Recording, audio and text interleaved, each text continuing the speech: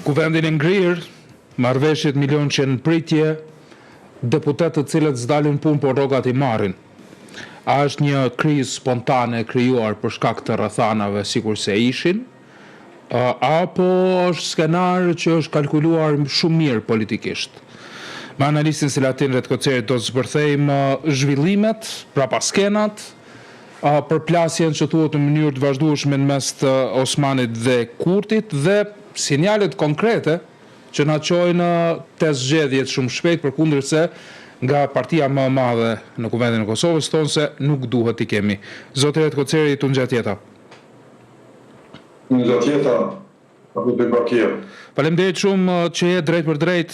me ne në këtë moment. Patë mundësi të ndjekim dy deklarata, së pari të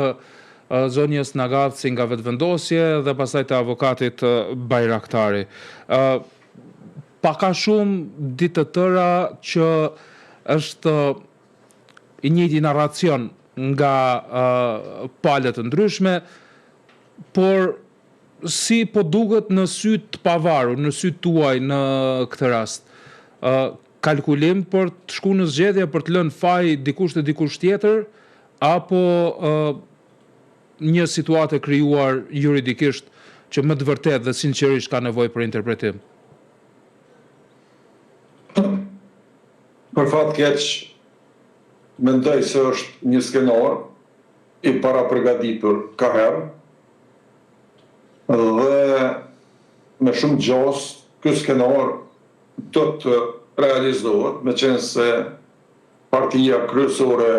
në pushtet, e cila fitoi 51% votave, ka llogaritë mirë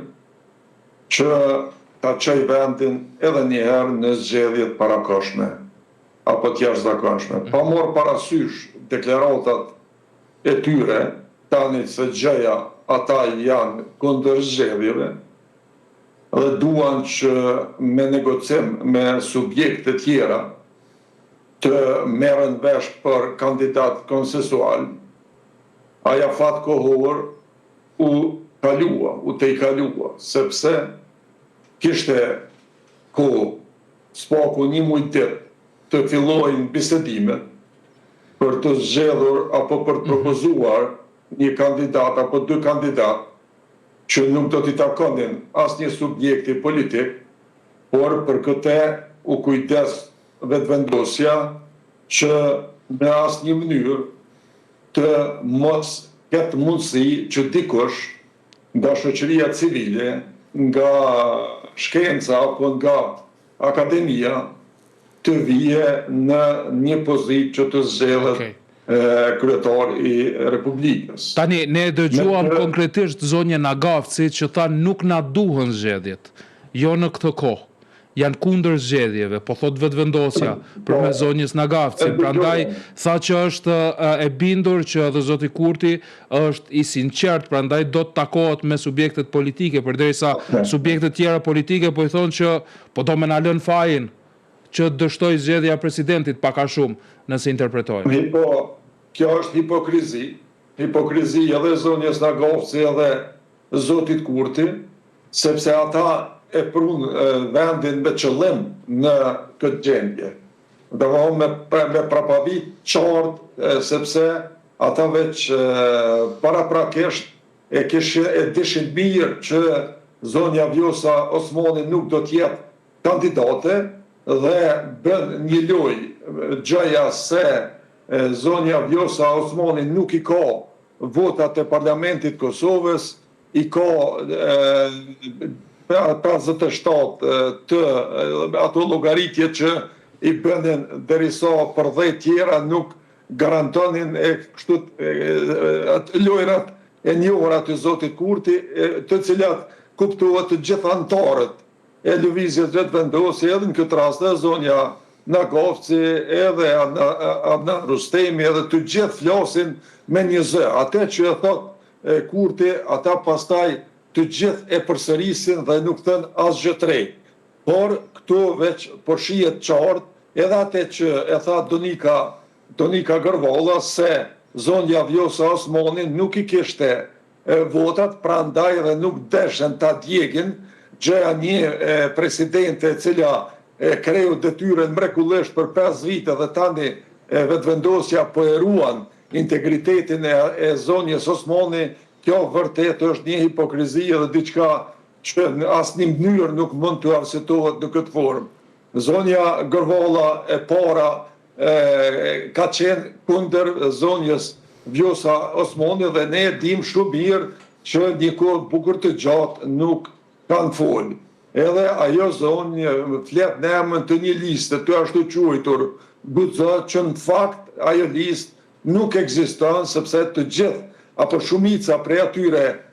deputetëve janë të shkrirë në vetëvendosje, bile shumë prej tyre edhe ja kalojnë vetëvendosjes për hipokrizi dhe për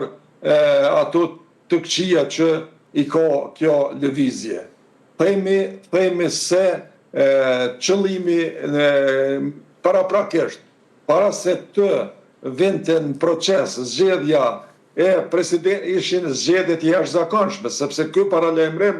është bërë nga para zgjedhjeve të 28 dhjetorit dhe atëherë është deklaruar zoti Kurti se do të shkojmë zgjedhje. Tani si duket me kanë analiza, kanë sondazhe dhe e shohin se lëvizja vetëvendosje ka ramje të jashtëzakonshme mu për shkak të zonjës Vjosa Osmani dhe atyre sigurisht në këto momente nuk ju konvenojnë zgjedhjet, por ne jemi hyrë në një cikël të pakthyeshëm. Tani pa marrë parasysh, a do të kaloj dekreti i presidentes në gjykatën kushtetuese, apo 60 ditëshi i lëvizjes vetëvendosje, të dyjat na çojnë në zgjedhje të jashtëzakonshme. Kështu që zgjedhjet e jashtëzakonshme janë të pashmangshme, qoftë për 45 ditë prej momentit kur e kemi vendimin e gjykatës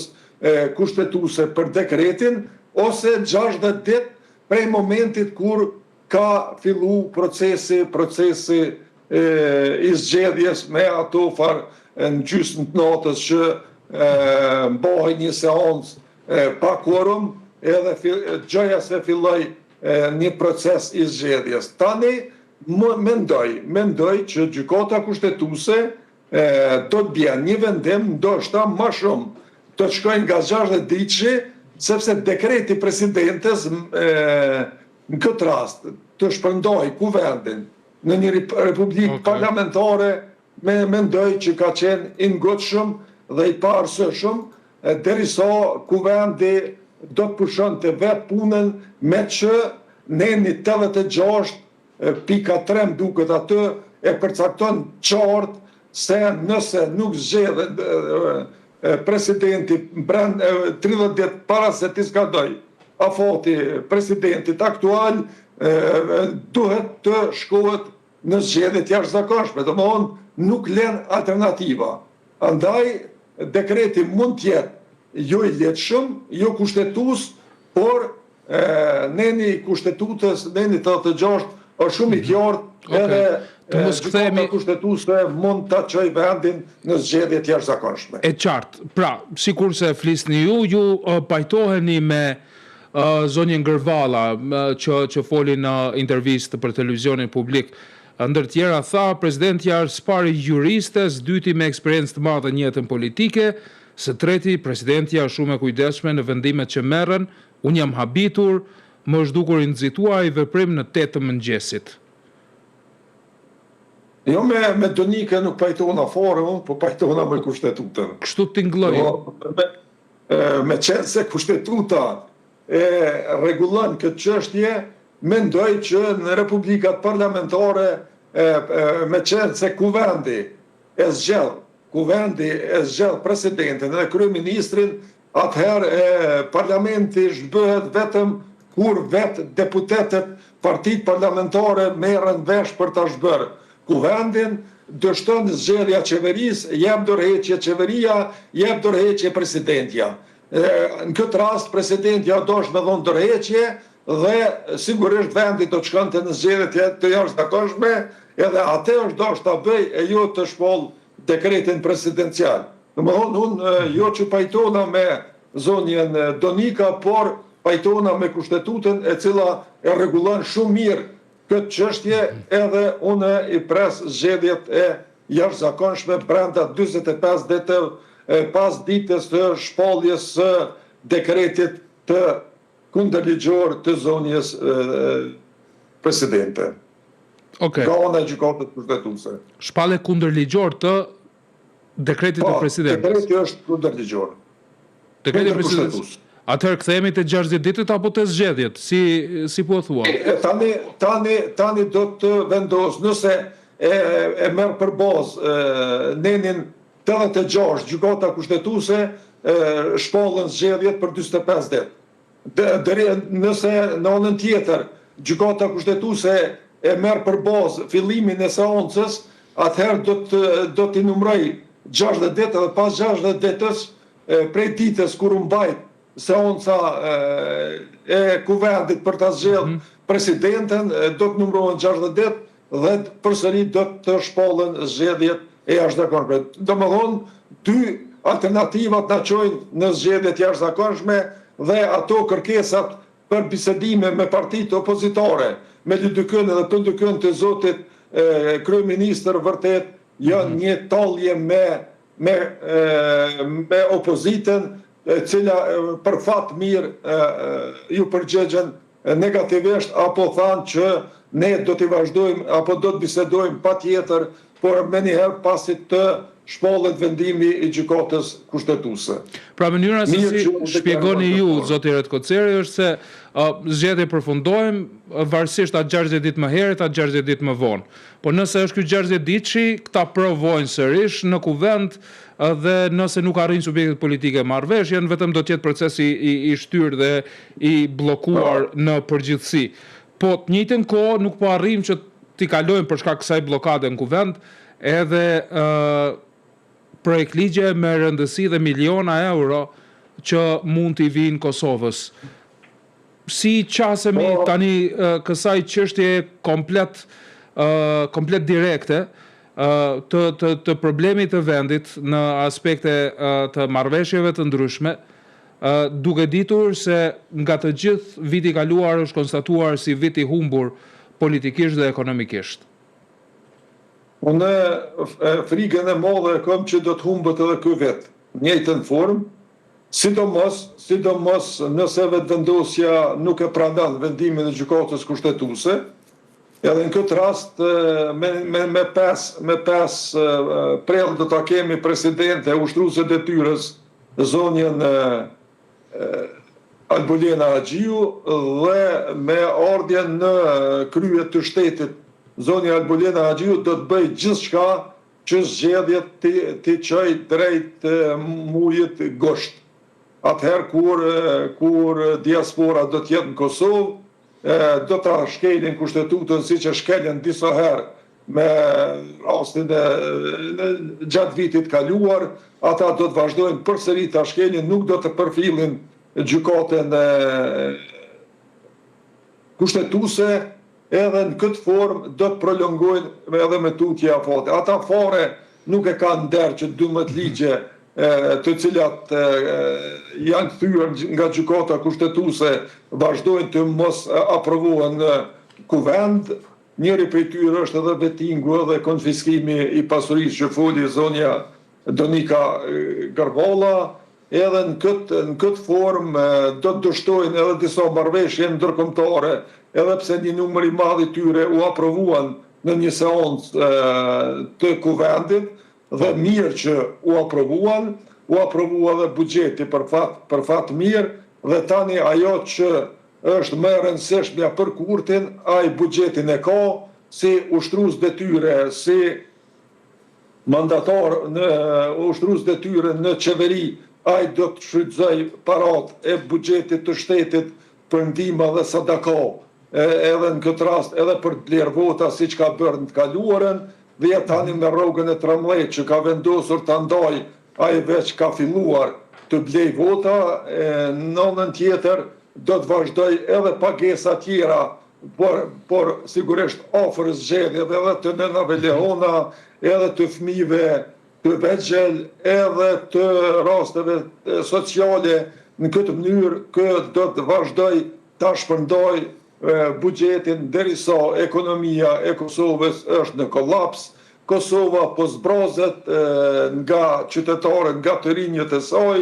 nga tani edhe më nga profesionistët dhe e kemi gjendjen alarmante jo vetëm në ekonomi, por edhe në arsim, në shëndetësi, dhe në të gjitha veprimtarit e rëndësishme të cilat vërtet janë për të brengosur, por është e çuditshme se si Zoti Kurti po e shkatërron të ardhmen e këtij vendi. Unë nuk e kuptoj se çka është duke ndodhur edhe si këta zotëri e mendojnë të ardhmen e Republikës Kosovës pa të rinj dhe pa profesionist të cilët po na ikun më të madhe në botën e jashtme. Zoti Kurti po votohet nga këta qytetar, nga këta njerëz, i mori 51% votave. Po, sigurisht po votohet, sepse Zoti Kurti e ka quajtur elektoratin e vet analfabet funksional. Për fat keq po ndodh kjo.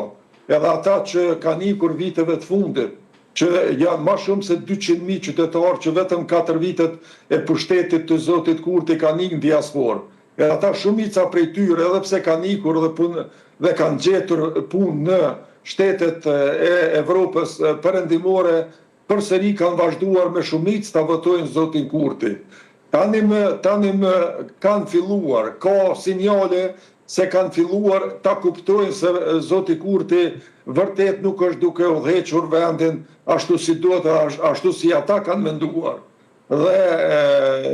ka sondazhe, ka analiza të cilat e japin se me rastin e moskandidimit të zonjës Vjosa Osmani për presidente, Zoti Kurti do të humbë një sasi të konsideruar votash. Ashtë për qa koalicioni vetëvendosjes? Ai tani po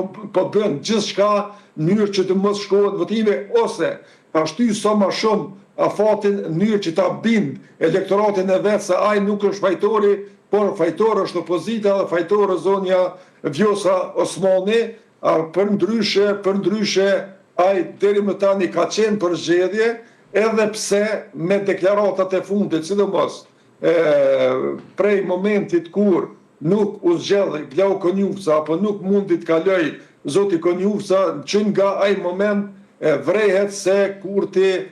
tani më nuk është fort i interesuar për një proces të ri zgjedhor, sepse unë mendoj që do të psoj fiasko. Sidomos nëse zonja Vjosa Osmani do t'i pri një koalicioni të gjerë të partive politike, duke përfshirë këtu LDK-n, PSD-n, Partinë Social-Demokrate, me gjas edhe Aleancën për Armërinë e Kosovës, dhe do t'i kemi 3 subjekte politike të cilat një koalicion i gjerë, ku do t'i pri Vjosa Osmani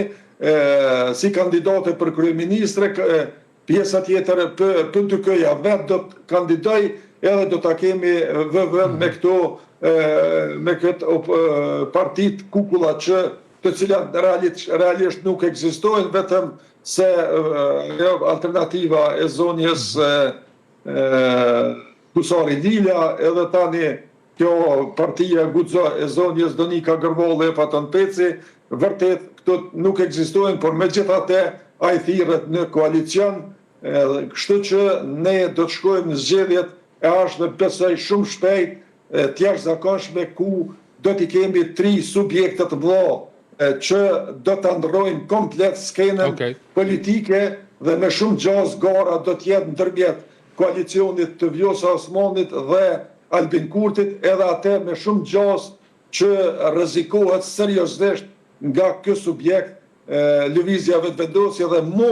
prej nga kryesore e Kurtit është që frigohet jashtëzakonisht shumë nga në një koalicion të tillë, në një konstalacion, sikurse ju projektuat, ku ishe deputetët aktual të listës Guxo? Te Albin Kurti, atë Vjosa Osmani?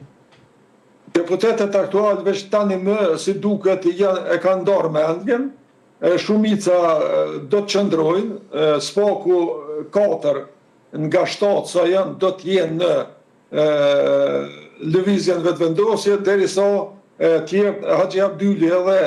ka mundësi Kraku edhe një kjo zonja Statovci të kalojnë nga zonja Vjosa Osmani. Okej. Aktualisht deputetët a shku mas shumë zgjedhje, a shkojnë as shkojnë në punë, a kalojnë as kalojnë projekt ligje për të bërë, ata pagat i marrin. Mund të mos jetë faji tyre direkt, po gjithsesi në një shoqëri ku qytetari ankohet se ka të vështirë të mbijetoj, pagat e majme të deputetëve mbeten në sy e në vesh të qytetarit që xhepin e ka të vogël. Si ishe ndershmërinë politike të deputetëve që marrin paga pa shku në punë dhe qytetari në këtë kohë me inflacion të lartë? A mundi njëjti deputet të dalë ballhapur para atij qytetari dhe t'i kërkoj votë? Deputetët që i pomë, shumica prej tyre kanë vjedhur vota brenda llojit të vet, nuk e çka presim prej tyre. Ata janë gjendje ta marrin paraon, të marrin rruga derisa qytetarët vërtet ballafaqohen me një jetë jashtëzakonisht të vështirë. Edhe legjislatura e kaluar, ata deputetë të cilët nuk kanë arritur të kalojnë me 28 dhjetor, edhe ata vazhdojnë për një vit të marrin, ende nuk i kanë mbush, domethënë tani veç e mbushin një vit prej konstituimit edhe pak ditë, edhe ata vazhdojnë ta marrin, domethënë 2 legjislatura veç marrin pagat e tyre pa punuar asgjë. Kjo vërtet është turpi jo vetëm i kësaj legjislature, po i 2-3 legjislaturave fundit të cilat vërtet s'kan punuar asgjë, sepse nëse themi se kuvendi është organi kryesor i shtetit ton, edhe ka detyrën themelore për të aprovuar ligje dhe nga planifikimi që është bërë nga legjislatura e kaluar, që e ka udhëhequr Glauco Njufsa, nga krejt ato ligje që janë parapar, vetëm 50% e atyre ligjeve kanë arritur të kalojnë, themi se ajo legjislaturë, por edhe këto 2 tjerat, njëra që s'pat fat fare të punoj, por edhe kjo që është nisë njëjtën rrugë, vërtet janë legjislatura të cilat kanë dështuar kuvendin e Republikës Kosovës, por për fat keq kjo po ka kosto për qytetarët të cilët vërtet kanë humbur shpresën dhe është e çuditshme se si vazhdojnë të votojnë vetëvendosjen me një përqindje kaq të lartë. Dyshimet e mia janë që vota më e madhe e kësaj me 28 dhjetor ka ardhur nga diaspora, dhe mund të them se 50% të votave të lëvizjes vetëvendosje kanë impakt drejt për drejt nga mërgata jonë, e cila masovikisht erdhi me 28 dhjetor, sepse ishte ajo data e përshtatshme që zonja Vjosa Osmani e pranoi në një prononcim të vetin të Syri TV, kur tha se ja kanë përshtatur datën si e ka kërkuar Kurti, dhe me këtë zonja Vjosa Osmani e tradhtoi edhe veten, sepse paraprakisht Kurti i kishte premtuar se ajo do të jetë në një mandat presidente e Republikës, por pas asaj me që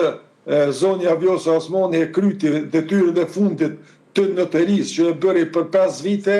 i dha fund mandatit dhe ja përshtati zotit Kurti atë datë për të fituar në mënyrë plebiscitare, por ja tani se çka i ndodhi asaj dhe çka po i ndodh shtetit ton, që veç e pom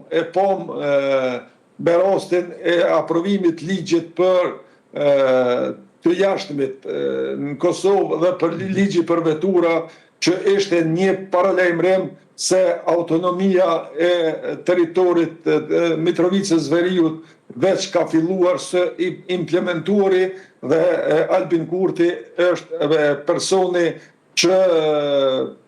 po e lejon një shtet brenda shtetit duke i siguruar autonomi substanciale pjesës së